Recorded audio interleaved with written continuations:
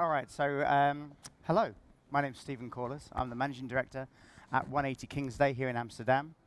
We're a creative international agency. Some of you may have heard of us. And I just wanted to talk today a little bit about something that means a lot to me and I think probably should mean a lot to you guys as well. I don't know whether this is going to be a cry for help or whether it's going to be a call to arms. But for me, I want to talk about why I believe madness matters. In what we do and the jobs we have every day in brands, I think that there's a real challenge for us at the moment. And our story starts here. We're probably, a lot of us are in this situation day in, day out, looking at idea A or idea B. And we're sat around thinking which one to pick. There are many things going on in our mind, implications, decisions. And we're all talking about one thing. Which idea is the right one to do? We all want to be right. We want to be right in the meeting. We want to pick the right thing, to do the right thing at the right time, with the right asset to the right people. Idea A or idea B. And a lot of what we do today is being professionalized. We have the tools, we have the methodologies, we have the analytics, we've got the data, we've got the programmatic, everything to help us be right. But 400 million ad blockers in the world. That's the biggest boycott in the history of mankind. A lot of the work we do, a lot of the stuff we pump out goes unnoticed, is irrelevant. And the question I have for us, what I'd like to consider is a lot of what we're trying to do that's right actually doing it wrong? And so day to day, when we're thinking about ideas at 180 Kingston, I'm sure you guys are as well, you're spending that whole time thinking, I want to do the right thing. But my worry is, my contention is, we're ending up in a descent into the sensible, rather than an ascent into madness. Because I truly believe, that in madness there is greatness. So what I want to do today is just have a look at some of the things in culture, the maddest ideas we've ever seen, and remember why those are the things that stand the test of time, that we remember and that we share. So let's have a look at the anatomy of madness, the origin of great ideas. And what do we need more of to help us create the ideas that we will be remembered for and that our brands will be remembered for? We need more unreasonableness. We need to be more unreasonable in how we think and what we want to say. We need to be able to challenge conventions and status quo more readily day to day. We spend a lot of our time in those meetings with people saying, no, we can't, no, we shouldn't. Have you gone mad? And the point is, I think there is a need for us to be unreasonable. I used to work in London as an account exec when I was very young, and as an account director, I always used to say, lads, let's not reinvent the wheel here.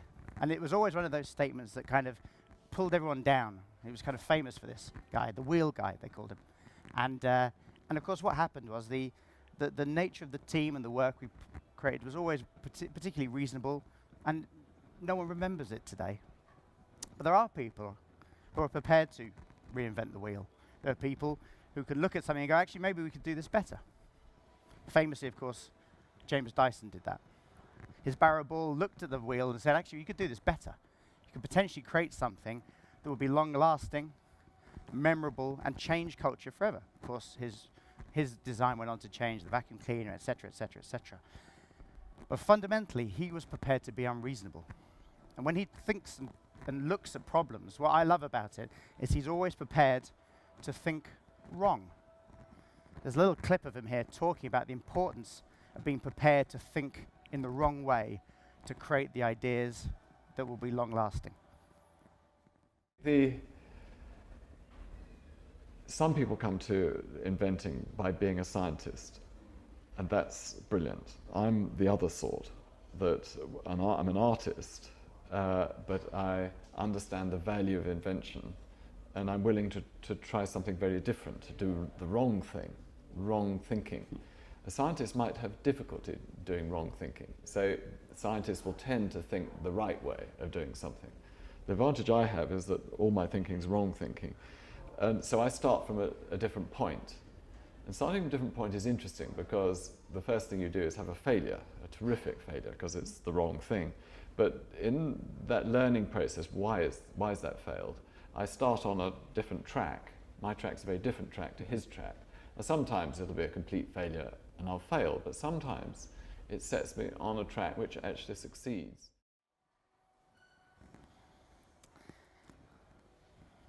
It's a great clip, that, and it's really, it's so hard for us day to day to be able to go, I'm going to think the wrong thing here, because we're all, as I said, desperate to be right. Now, the other thing that Dyson talks a little bit about there is this ambition, and that's the second thing we need more of. We need more ambition about our thinking and about our work. And I want to introduce you now to a man called Francis Ford Coppola. Coppola was a film director. He made a number of famous films, Godfather, and Apocalypse Now. And for Apocalypse Now, that's one of the great, great examples and stories of ambition. He headed into the jungle in the Philippines. And if we've all done tough productions, we've had like difficult PPMs, maybe a difficult wardrobe choice here and there, maybe the casting, the client doesn't quite like it. This guy, this is a proper production fuck-up. There's a typhoon that sweeps away the set. Martin Sheen, his lead actor, has a heart attack. Marlon Brando turns up, overweight and not knowing actually what film he's in.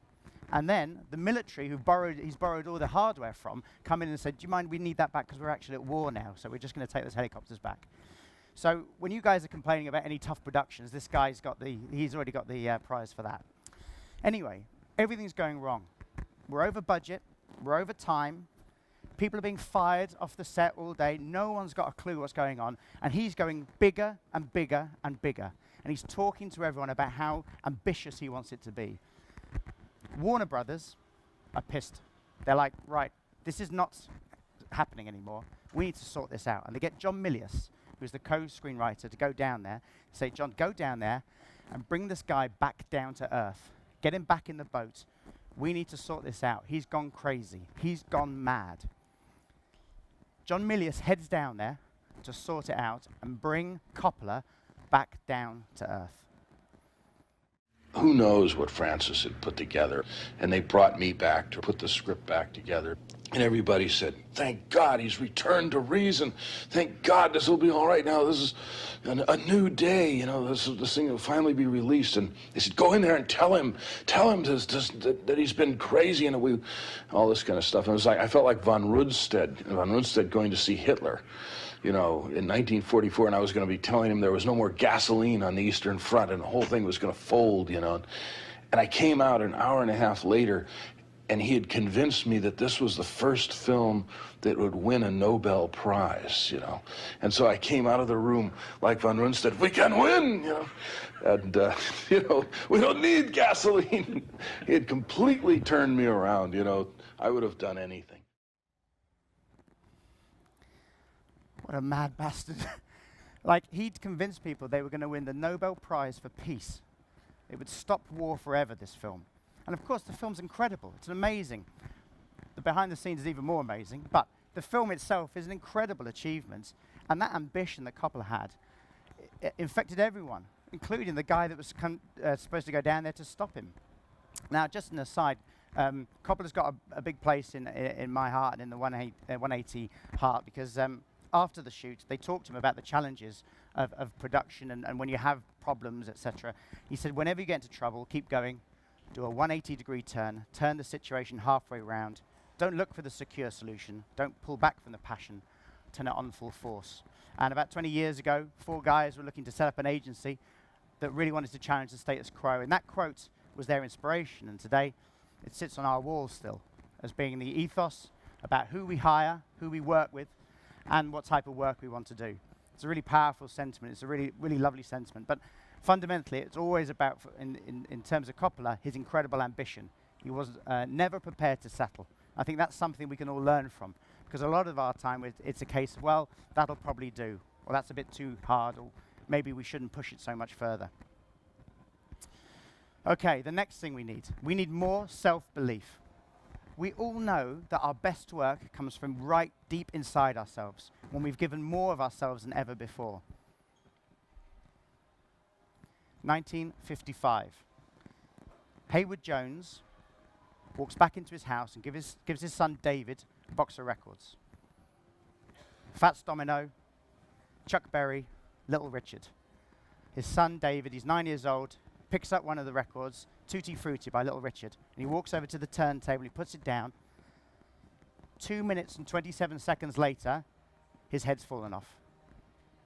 he points to the turntable and he says, that is what I want to do with my life. He learns the ukulele, he learns the guitar, he joins a few bands at school, he gets school reports that say he's a pleasant idler, and for a number of years, David Jones is a little bit of a everyday musician. He joins a couple of bands, one called the Conrads, they're terrible, he leaves them, and another one. And then this is a mad bit. His father, who got him into all this, thinks, yeah, I think you're pretty good. And he writes a letter to a successful local washing machine salesman.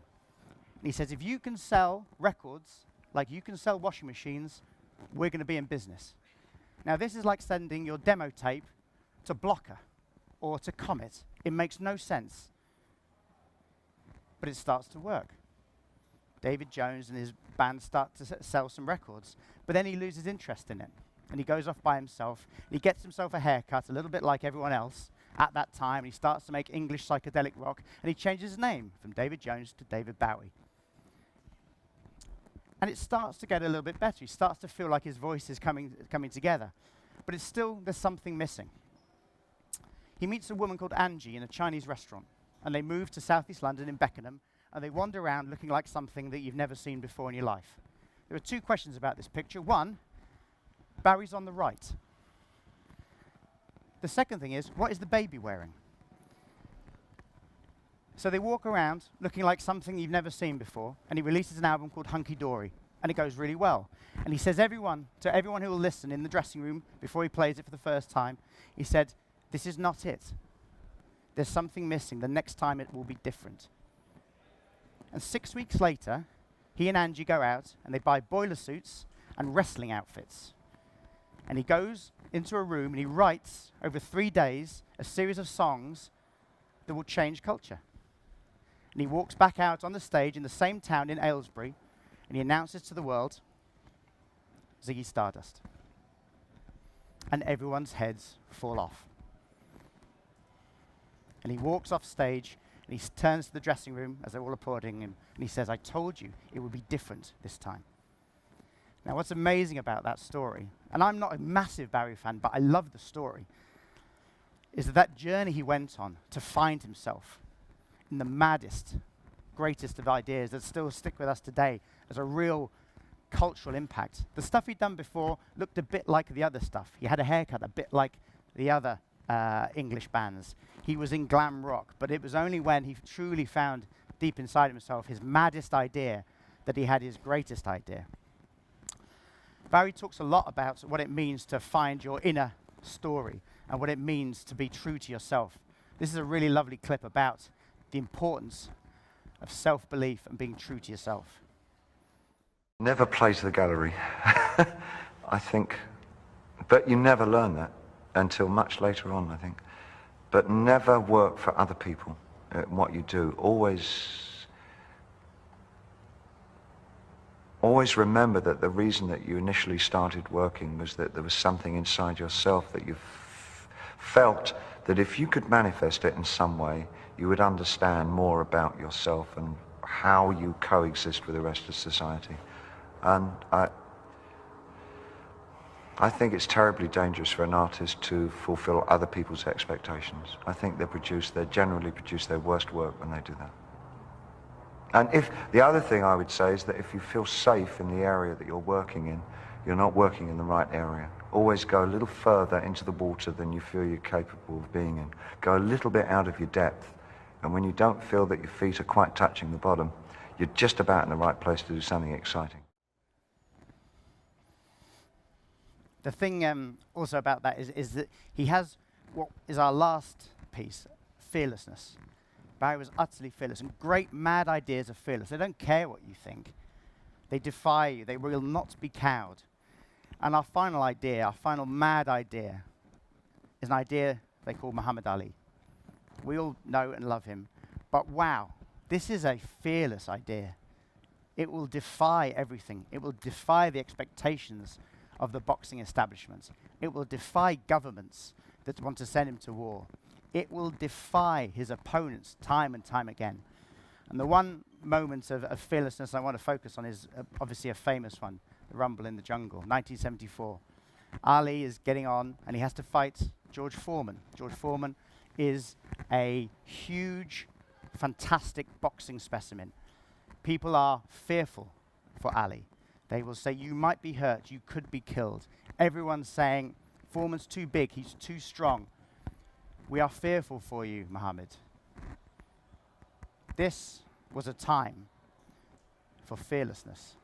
This was a time for Ali to be at his maddest and his greatest. It is befitting that I leave the game just like I came in, beating a big, bad monster who knocks out everybody and no one can whoop him. That's when that little Cassius Clay from Louisville, Kentucky came up and stopped Sonny Liston, the man who annihilated Floyd Patterson twice. He was going to kill me. But he hit harder than George. His reach was longer than George. He's a better boxer than George. And I'm better now than I was when you saw that 22-year-old undeveloped kid running from Sonny Liston.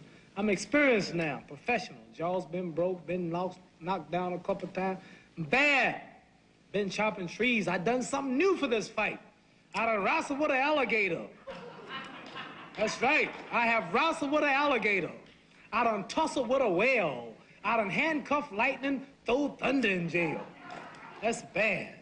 Only last week, I murdered a rock, injured a stone, hospitalized a brick. I'm so mean, I make medicine sick.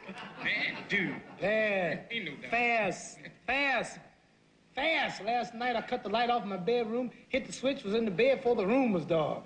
Incredible. Fast. Incredible. And you, George Foreman, all of you chumps are gonna bow when I whoop him. All of you. I know you got him. I know you got him picked, but the man's in trouble. I'm gonna show you how great I am. And as many of you know, Ali wins. 8th round. Rope-a-dope. A triumph of mentality, really, over physicality. A triumph of being fearless all the way through. So those, for me, are 4 things we need more of. Because in these we see madness, and in these we see great ideas. The ideas that we will remember, that we will share, that we will talk about, that will have cultural impact. And so now, well, this is the tough bit, right? It's not easy to do this. Like, I can stand here and say, look, let's just do more of this. And I go, yeah, great. But it's not easy. So for the last 2 minutes, indulge me as I talk about something that we experienced at our own agency to show how tough this can be. UNICEF came to us and said, for many months in 2015, 2016, the refugee crisis was on the front pages. But it's still happening. And at the beginning of this year, it started to drift away. There was Donald Trump on the pages, and there was other things around the world. And the plight of children and what they were going through as they traveled across the world was being lost. And they said, we need to put it back on the front page. So we had an idea. It was an unreasonable idea. It was a hugely ambitious idea that we really believed in. We wanted to put a young Arab boy and a Jewish war refugee together in a room and have them talk about the experiences that they both went through as refugees, which were incredibly similar. This was a really fantastic idea. And everyone said, this is a really stupid idea. This is a bad idea. This is not great. And the UNICEF group said, we can see why you want to do it, but no. Political, religious issues here that we are not going to be able to overcome. We said, come on, it's really important. It's a very important message. It's a really profound message. So they said, look, if you can make it happen, you can go and film it. So we went and filmed it. And it took a long time to get the right people and to find the guy and to find the boy who were prepared to do it. But they did it, and they got into a room and they talked about their experiences. And then we showed it back to UNICEF, and they said, this is very, very powerful, but no, I'm sorry. And then the Arab nations, as UNICEF said, no, absolutely not. Are we going to put these 2 people in a room together? Do you know what we said? We said, okay. And we sat down. And we said, you're probably right. And the idea went away. And it was never going to get seen. And we all sort of went back to our jobs. And we thought, do you know what? They are probably right. And then something happened. Somebody intervened to make sure that we all overcame our fearlessness. We realized our ambition. We knew we had to be unreasonable, and we had to get our belief back. This guy. So now I can show you a case study a very nice case study about the film, but know that this guy intervened and made it happen for us. And it was just a great example of how difficult it is sometimes. It's easy to say, okay, you're probably right, and walk away from it. But luckily, thanks to Donald Trump, we didn't.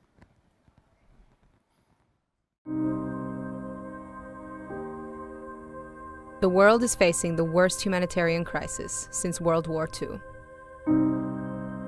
In a time when anti-refugee and anti-Muslim sentiment is on the rise. That sentiment reached new heights with President Trump's executive order banning all refugees from entering the United States, made effective on Holocaust Remembrance Day. UNICEF needed to rally global support for the millions of child refugees whose lives hung in the balance. So they released a film to show the world that one of our greatest mistakes was being made again. الصوت كان كتير عالي، كل البيت كان عم يهز، كان كتير قريب الصوت، الناس كانت عم تصرخ وتركض. My mother said I had to go. She must have known that she would never see me again. كان قرار إنه موت ولا عيش، أنا وأخوي هربنا لحالنا. الرجال كانوا حاطيننا بقارب صغير، بأي لحظة كان ممكن يقلب. I've never been more scared in my whole life. I thought I was going to die. I am alive. أنا عايش، أنا I am واحد one من of the المحظوظين. lucky ones. With no paid media and in less than 1 week, the shared story of a young Muslim boy and an elderly Jewish man reached an audience of 7 million people. The message caught the attention of the mainstream press and was quickly translated into multiple international versions that spread around the world.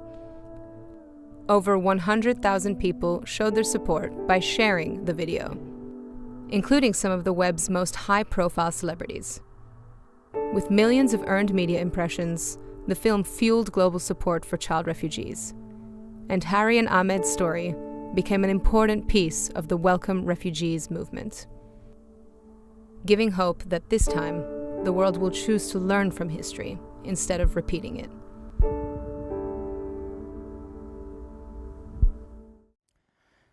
So it's a great case study, very proud of it. But I get to show it to you because, well, we ended up finding our ambition again, having our self-belief, not losing it. And it's so easy, I think, for us to lose some of those things that make those ideas great, that little bit of madness is important.